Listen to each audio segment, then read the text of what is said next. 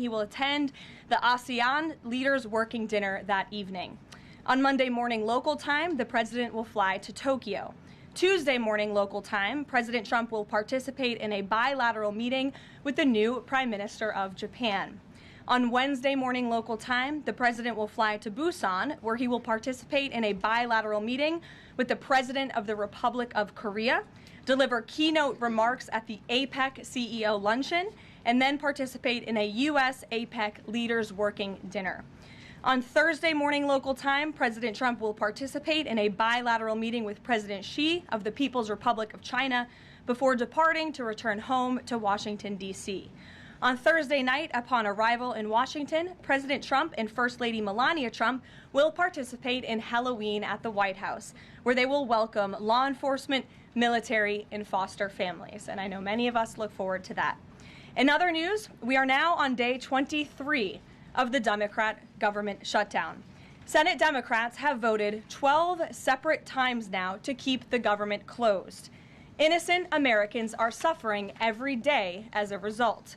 More than 500,000 civilian federal employees will miss a full paycheck tomorrow. Thousands of small business loans are going unapproved each month. This means almost $4 billion in capital is being withheld from small businesses across the country. The Democrat shutdown is also causing severe impacts at airports across the country. In one single day this week, the FAA had to issue ground stops impacting flights at Houston's George Bush Intercontinental Airport and Hobby Airport.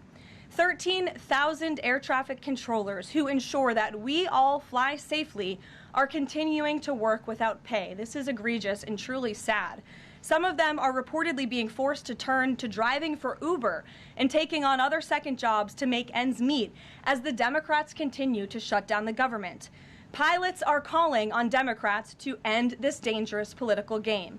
The president of the Southwest Airlines Pilot Association called for the clean continuing resolution to be passed, saying, quote, "Our air traffic controllers and the broader air traffic system are already operating under immense pressure.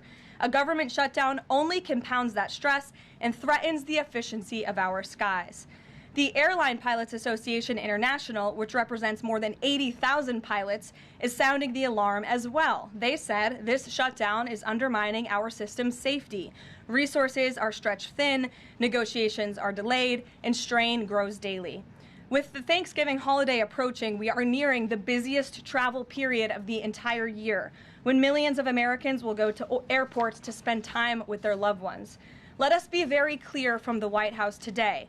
If the Democrats continue to keep the government closed, we fear there will be significant flight delays, disruptions, and cancellations in major airports across the country this holiday season.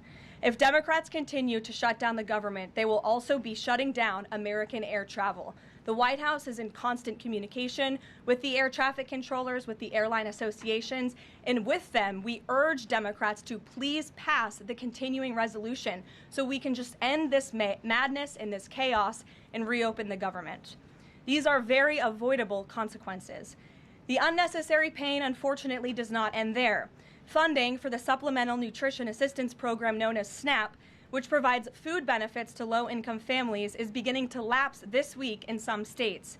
If Democrats continue to hold Americans hostage, there will not be enough funds to provide SNAP benefits for more than 40 million Americans on November 1st. That is next week. Democrats are solely responsible for all of this unnecessary pain. Why are they doing it? To give taxpayer-funded health care benefits to illegal aliens, some of whom are violent criminals. During the 4 years of Joe Biden's administration, the Democrats forced Border Patrol to admit illegal aliens into our country with no legal status and minimal screening. A significant number of these individuals are the worst of the worst criminals: rapists, pedophiles, murderers, and even members of the terrorist watch list.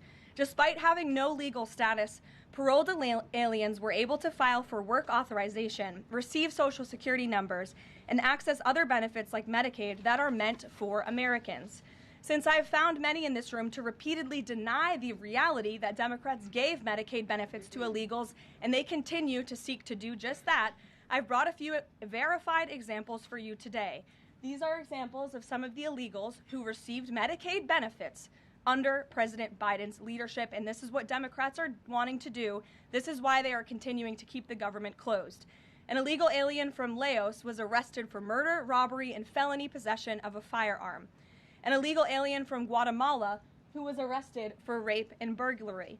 An illegal alien from El Salvador who was arrested for strangulation, DUI, and burglary. An illegal alien from Mexico who was arrested for attempted murder. The Democrats' open border policies allowed these threats into our country, and then they provided them with free health care. The president and Republicans, through the One Big Beautiful Bill, implemented a common sense reform to end this fraudulent scheme. But that's why the Democrats are continuing to shut down the federal government. They are trying to reverse this and restore taxpayer-funded health care for illegal aliens like these. Throughout this shutdown, Democrats have said this quiet part out loud. Senator Chuck Schumer, the leader of the caucus that is refusing to open the government, said, quote, "Every day gets better as the shutdown continues." Ask the air traffic controllers if every day is getting better, Senator Schumer, and they will tell you absolutely not. House Democrat Catherine Clark said, "There are going to be families that are going to suffer. We take that responsibility seriously, but this is one of the few leverage points that we have." Here is a House Democrat who is admitting that they are using Americans who are suffering as political leverage. And Senator Bernie Sanders said, "If you reopen the government, we lose our leverage." This is pure partisan games. A senior Democrat aide said the party will not end the shutdown, quote, "short of planes falling out of the sky." That is truly a disturbing statement. The Democrats clearly don't care about this suffering. They care about playing political games against President Trump, and this dangerous charade needs to end. The president and Republicans' position has been clear and unchanged. Pass a clean, nonpartisan funding bill to reopen the government. And then we can talk about all of the partisan issues that the Democrats wish to. If you're watching at home, we urge you to call your Democrat senators and tell them to put our country over their party and reopen the government today. Here in our new media seat, we have Brittany Gibson of Axios. Brittany, why don't you start us off for our Q&A today? Thank you for being here. Two questions, if I may, Caroline. First is, we understand that the president and Republicans will not negotiate on ACA extensions until the government reopens. If and when that happens, what does the president think should be, or what are his plans for preventing rising healthcare costs for Americans? It's a very good question, and I'll leave that to the president to negotiate that when Democrats vote to reopen the government. When it comes to lowering healthcare costs, the president is deeply committed to this. It's why he has spent so much time and effort negotiating with Big Pharma to lower the healthcare costs of prescription drugs. All of you have been in the Oval Office for multiple different announcements. We've had these most favored nations deals with these large pharmaceutical companies committing to lowering drug costs in this country. So it's something the president wants to do. And Brittany, one more point. I'll just point out the irony in Democrats holding the government and the American public hostage over a healthcare system that they created. The healthcare system was called Obamacare. Why? Because Democrats and President Obama implemented. And Republicans have always said it's a broken system, yes, but they caused it, and now they want to shut down the government to fix it. We need to open the government, and then we can have these very important conversations about health care. And the second, on H-1Bs and foreign students, during the campaign, President Trump said he wanted to make it easier for foreign students to work at U.S. companies, staple a green card to every diploma. But the changes from several agencies now on H-1Bs are adding more obstacles to that. The administration is being sued over those changes. Can you explain the changes in the president's thinking on H-1Bs? The administration will fight these lawsuits in court. The president's main priority has always been to put American workers first and also to strengthen our visa system. We know for far too long the H-1B visa system has been spammed with fraud, basically, and that's driven down American wages. So the president wants to refine this system, which is part of the reason he implemented these new policies. These actions are lawful, they are necessary, and we'll continue to fight this battle in court. Garrett. Two questions on different topics, if you'll Sure. indulge me. On the pardon of Changpeng Zhao, and apologies if I'm mispronouncing that name, Binance has significant business interests with World Liberty Financial, the president's family's crypto company. How do you respond to the allegations from Democrats that this is a corrupt act? I would respond and say the president is exercising his constitutional authority to grant clemency requests. And the President and the White House have a very thorough examination of every pardon request that comes to the President's desk. It is thoroughly reviewed by the White House Counsel Office, and I spoke with our great White House counsel about the pardon after it happened. This was an overly prosecuted case by the Biden administration. Even the judge in the case admitted that the Biden administration was pursuing a egregious over-sentencing of this individual, and the previous administration was very hostile to the cryptocurrency industry. So the president wants to correct this overreach of the Biden administration's misjustice, and he exercised his constitutional authority to do so. And to the Democrats, I would just say there's nothing more corrupt than what President Biden did on his way out the door, pardoning his extremely corrupt son and many of his associates. On the ballroom, the first of which will probably be several questions about this today, I imagine. Is it a big story? It seems that way. The president's cost estimate has changed several times. I think it's up to $300 million now. Given the nature of all this, will the White House commit to releasing all of the donors and how much they're spending and how much of his own money the president is putting on the line to this? We have released the full list of donors thus far. Perhaps there will be more people who want to generously contribute to this project. And the president, yes, has committed his own resources. And when he releases that information, which I'm very confident he will, you will all see that. We'll see a dollar figure from the president? Yes, you will. And I would also just add the president has been incredibly transparent. I would reject any notion otherwise when it comes to this ballroom project. It's something he personally has obviously taken an interest into and has talked with all of you in this room many times about. You have seen the model in the Oval Office. Last night he showed that for you. But when this plan was presented and when these renderings, as soon as they were complete, the president directed me to come out here and to share them with all of you. I did an entire opening remarks about what this ballroom project was going to look like. With any construction project, there are changes over time as you assess what the project is going to look like, and we'll continue to keep you apprised of all of those changes, but just trust the process. This is going to be a magnificent addition to the White House for many years to come, and it's not costing the taxpayers anything. The president is privately funding this ballroom addition to the White House grounds. Jennifer. To follow up on that, one thing that's not in the president's model is the East Wing bunker, the president's emergency operations center. Can you say if his update, that $300 million, does that include the cost for upgrading that bunker? Look, like any security enhancements that are made on the White House grounds, those will be made and maintained by United States Secret Service. As for the cost of the ballroom and the construction itself, all of that is going to be, like I've said, privately funded and paid for by the president himself and many generous patriots who have stepped up. Is included in that funding? Correct. Okay, and then can you say, well, that's all right, I'll skip that one. Thanks. Ouija. Thank you, Karoline. More ballroom questions. Okay. So the White House has explained that the reason you didn't submit construction plans to the NCPC is because that commission, along with others, don't have oversight over demolitions, but only over construction.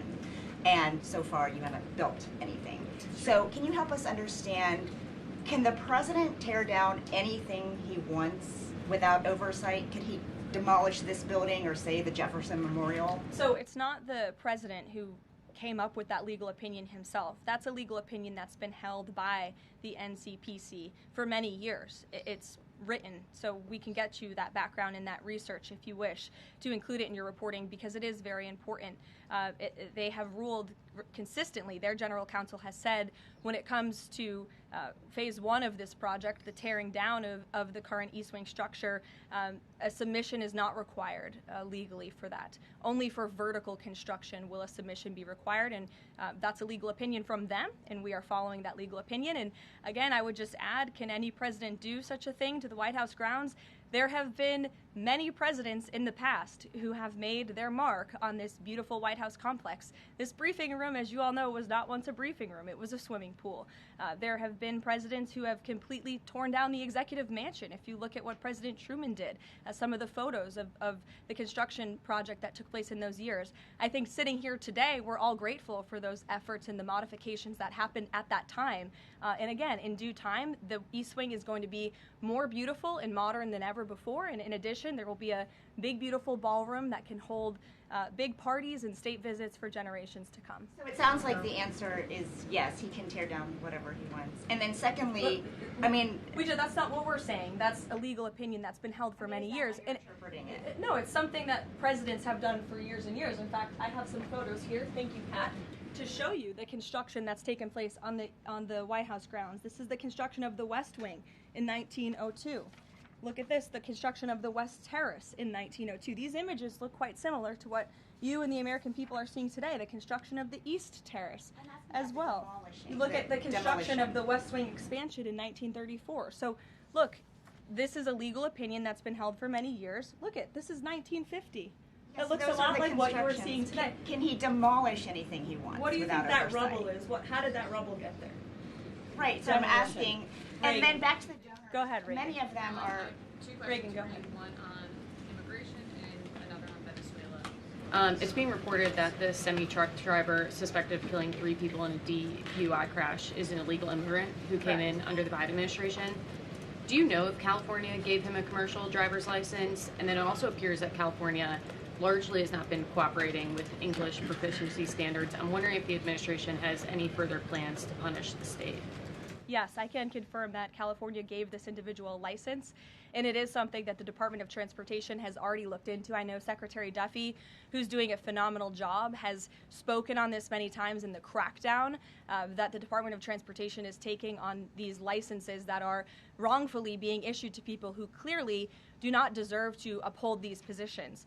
As for this case in California, on October 22nd, ICE lodged an immigration detainer for this individual following his arrest by local authorities in California on charges, as you know, of manslaughter while intoxicated and driving under the influence. He killed 3 people, and he first entered the United States in 2022 through the southern border, and he was released into our country by the previous administration. So now ICE has lodged a separate detainer for this individual, and these tragedies are following a disturbing pattern of these criminal illegal aliens being issued commercial vehicle licenses. And so yes, the Department of Transportation is absolutely cracking down on that. I defer you to them for any specifics. Venezuela, President Trump has said Maduro doesn't want to mess with the United States, and this administration is continuing to position more military assets towards Venezuela. I'm wondering if the end goal of this narco-terrorist war is to implement a regime change in Venezuela. The president has spoken on that, Reagan, and I certainly won't get ahead of him. What we've made very clear is that this administration is not going to tolerate international narco-terrorist organizations from trafficking drugs into the United States. And these cartels over time have grown more armed, well-organized, and violent. They have financial means, sophistication, and capabilities needed to operate in the way this administration has. And they have illegally caused the deaths of tens of thousands of American citizens each year. So that's where we are right now with respect to Venezuela, but also any country that is sending purposefully illegal narco-terrorists to the United States of America to bring illegal drugs. Why don't we go in the back? The U.S. and Colombia relationship right now is at one of its lowest points in decades. We heard what President Gustavo Petro had to say about President Trump. We heard yesterday the response from President Trump. Is there any kind of compromises or gestures from the Colombian president that President Trump would like to see in order to de-escalate the tensions? Is it possible a de-escalation? I don't think we're seeing de-escalation from the unhinged leader of Colombia right now, and I don't think the president, frankly, is interested in that at this point. He spoke on this yesterday, and I don't have anything to add to his comments. Go ahead. Yes. Thank you, Caroline. Thank you, In addition to the ballroom and the Rose Garden I'm going patio, into the back. Sorry. Go ahead. in addition to the ballroom and the Rose Garden patio, is the president looking at any other renovations or significant kind of projects here at the White House?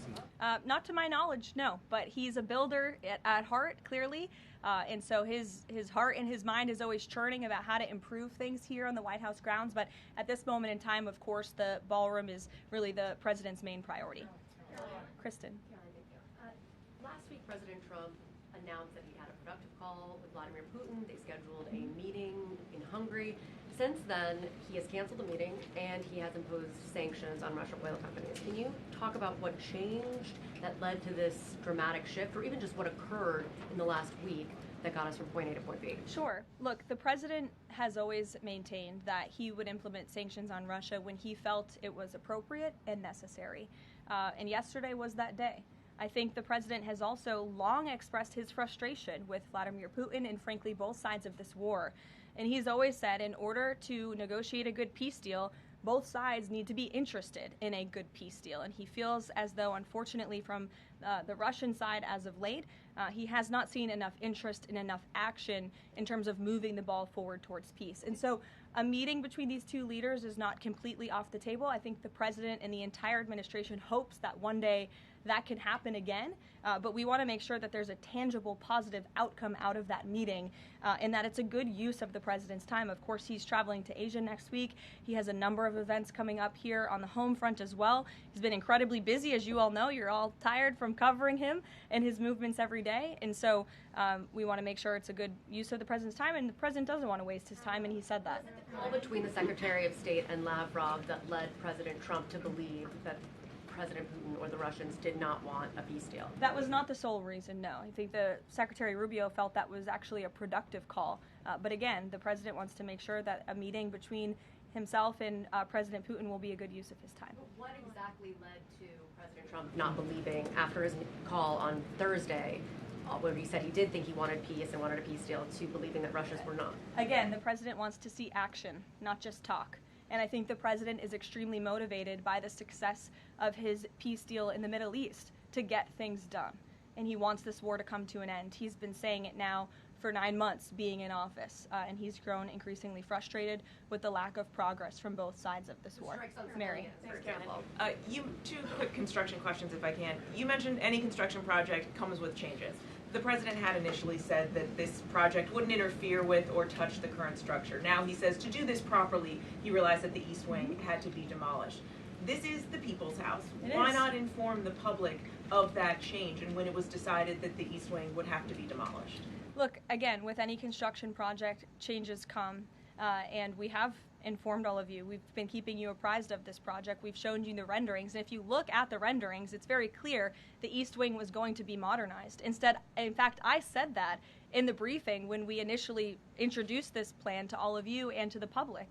But the East and tearing down are two different things. Well, again, the plans changed when the president heard counsel from the architects and the construction companies who said that in order for this East Wing to be modern and beautiful for many, many years to come, for it to be a truly strong and stable structure, this phase one that we're now in was necessary. And the president wants to do right by the people's house, and so that's exactly what he's doing. It's going to be, again, like I said, much more stable, strong, secure, and more beautiful than ever once it's complete.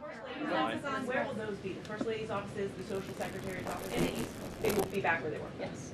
Thank you. Cattle ranchers who supported the president's election have raised some concerns about plans to import beef from Argentina. How will the Trump administration support those farmers? Look, the president hears those concerns. He addressed them yesterday himself. President loves our ranchers, and our ranchers love our president. And in fact, the president did a lot for them in his first term here. They are struggling because of the many horrible policies of the previous administration. The president loves our ranchers, and he also loves American consumers, and he wants to do right by both. So the immediate solution to the problem of the rising cost of beef, the president wants to bring that down, is we have to increase our supply. And so that's what he's doing with respect to these imports. But the president also is looking out for our ranchers with a long-term plan that was released by the Secretary of Agriculture yesterday. It's a 3-part plan. It's very extensive and detailed. I would encourage all of you to read through it. But there's really 3 points to this plan that the president has agreed upon and has entrusted Secretary Rollins to implement. Number 1, strengthening U.S. cattle production through increased grazing access, endangered species reforms, enhanced disaster relief, increased access to capital, and reducing costs for new and young ranchers. We want to incentivize more Americans to get into this noble profession. Lowering long-term costs by cutting inspection costs, increasing market options for consumers with product of USA labeling, and ensuring consumers know that they are eating American beef. It's a good incentive for the American consumer. And lastly, growing the domestic herd while boosting long-term demand to reduce prices for consumers while growing the markets for our ranchers. So President hears them. He has to address both of these problems for the ranchers but also for the American consumer. He promised to lower costs, and that's what he's committed to doing. Karoline, thank you. 2 questions not on the ballroom. The first is, there's a Democrat in Texas who's actually running for Congress who said last night during an interview when talking about fighting Republicans and this administration, quote, "If you hit me in my face, I'm not going to punch you back in your face. I'm going to go across your neck. This has obviously really upset those folks over at Turning Point USA after the Charlie Kirk assassination. Just your response to that kind of rhetoric. Just very jarring rhetoric, and I think it's very unacceptable. I hope the people of Texas will do the right thing and reject this person's candidacy. It should have no place in American politics. And then just a quick second question on oversight Democrats that are saying that they're creating this master ICE tracker, basically tracking all ICE activity. We've seen the protests in New York just yesterday. Homeland Security is saying that this sounds like obstruction of justice. What do you say? Again, this is actively putting the lives of our ICE agents at risk. We've seen media outlets, in fact, in this room, also write stories about ICE tracker apps that Democrats and other left-wing activists have created to track the location of ICE agents on the ground in our communities. Again, I've said this repeatedly, and I will continue to say it. The men and women of ICE are outstanding people. I wish a Democrat on Capitol Hill would actually have the courage or the guts to stand up to their party and sit down with some of these men and women who are doing this incredibly difficult job of enforcing our federal immigration laws. They are, again, simply trying to enforce the law and do their jobs. And if Democrats spent a little bit more time understanding that and also focusing on the people who they are trying to get out of our country every single day. As I spoke about earlier, 3 innocent people in California are dead because an illegal alien who Democrats let into this country was wrongfully issued a trucker's driving license and clearly was not fit for the job because he was driving intoxicated and killed 3 innocent people. Democrats should focus a little bit more on that. Stop trying to fight this president and this administration on every turn and restore law and order. That's all that we and these brave men and women of ICE are trying to do. Mary. Thanks, Caroline. I have 2 questions, one on San Francisco and one on the No Kings protesters. On San Francisco, the president said that he had a call with the mayor and he was planning on surging there, but now because the mayor really wants to fix it up himself, they're going to do that. Is this what Trump hopes happens in pretty much every city? The president hopes, and I've said this so many times, and I think the president's conversation with the San Francisco mayor last night and his statement today prove the president is willing to work with anyone across the aisle, across the country, to do the right thing and clean up America's cities. He is genuinely interested in this effort to make our streets safer, to make our cities safe and clean again. And he heard from the mayor last night who told him that he is going to earnestly try to make his city better on his own. The president heard him out. He said, okay, I'll give you a chance. We'll be watching, and if you need us, we are here. And if I feel as though you continue to fail your citizens, the federal government may have to step in. But we'll continue to watch San Francisco, and that law enforcement operation has now been paused. Thank you. And then on the No Kings protesters, I saw videos of people explicitly calling for violence against Stephen Miller, against the president, shirts saying we don't have enough assassins, calling for more political violence. Does the president want to see arrests here, and are we going to see arrests of these types of explicit calls to violence? I would think myself, the president, and everyone here at the White House certainly hopes that anyone who is making violent and illegal threats in that way against public officials will be arrested and prosecuted. Sure. Thank you. 2 questions. Would the president support the Senate ending the legislative filibuster to end the shutdown? This is something I haven't heard the president talk about much, so I don't want to speak on him for it. I'll let him answer that question himself. And do you have an update on the NASA administrator nominee? Do you plan to nominate anyone soon? Or does the president nominate anyone I don't soon? think so. I'll leave that to the president himself. He'll make a decision in due time, and when he does, you will hear directly from him, as you always do. Back, we'll give our friends in the back a chance. Yes. As you mentioned at the top of the briefing, USDA has warned that it will run out of funds to pay full SNAP benefits next month if the shutdown continues. Senator Hawley is floating a bill that would ensure SNAP benefits are continued to pay during the shutdown. Would the president support such a move? And you also announced that the administration was using tariff revenue to keep WIC going during the shutdown. How long will that last?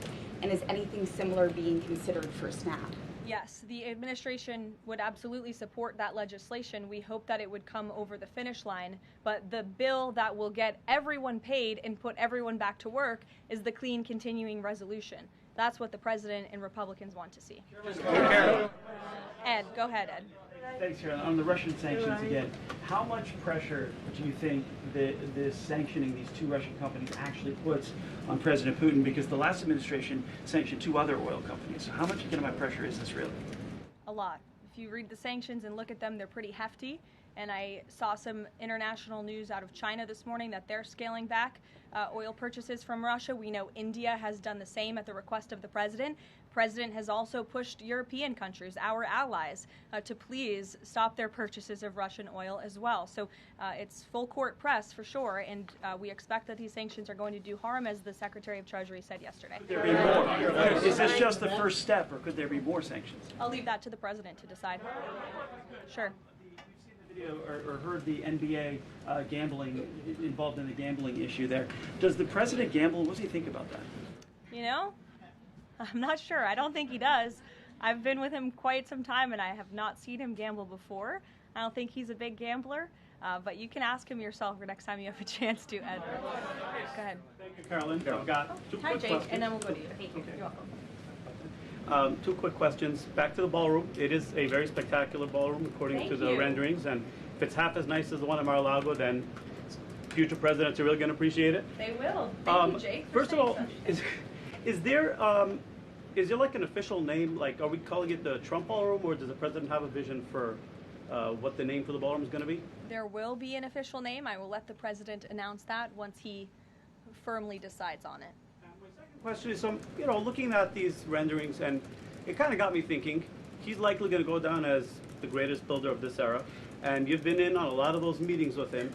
Has, to your knowledge, has the subject of rebuilding the Holy Temple in Jerusalem come up? It has not. No. It has not. I don't. I'm sorry, Jake. Go ahead. Caroline, on the CC pardon, could this clear the way for finance to resume U.S. operations? I won't get ahead of that. That's something for Treasury or the Departments of Commerce to comment on, so you're welcome to ask them. Right. And then one follow-up question. Any more details on the president's Walter Reed visit? The readout from his doctor mentioned advanced imaging.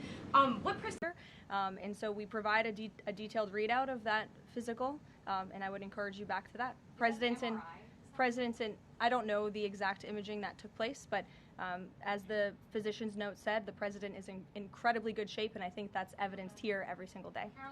Danny. Thanks, Caroline. Back to the ballroom, I'm afraid. I just wanted to ask, because in July the White House said that it would cost $200 million. Yesterday the president said $300 million. Is $300 million now the operative figure, and why did it go up by so much? $300 million is the figure, and again, it's not going to cost the taxpayers a dime. So we look forward to this project continuing, and we will continue to keep everyone apprised on it. Perhaps the president will even bring you all out to see it one day at the appropriate time. You're also going to hear from the president directly in about an hour. He's hosting an event with the Homeland Security Task Force. This was a newly created federal task force that the president and his law enforcement team have put together. I would encourage you all to tune in to the remarks. They have really done a tremendous job at refocusing how federal law enforcement and local law enforcement work together. There will be some local sheriffs and law enforcement officials in attendance as well, and they'll be talking about the success and the many arrests they have made of drug traffickers and cartel members all across the country by just simply working together. So we will see you at the event. Thank you.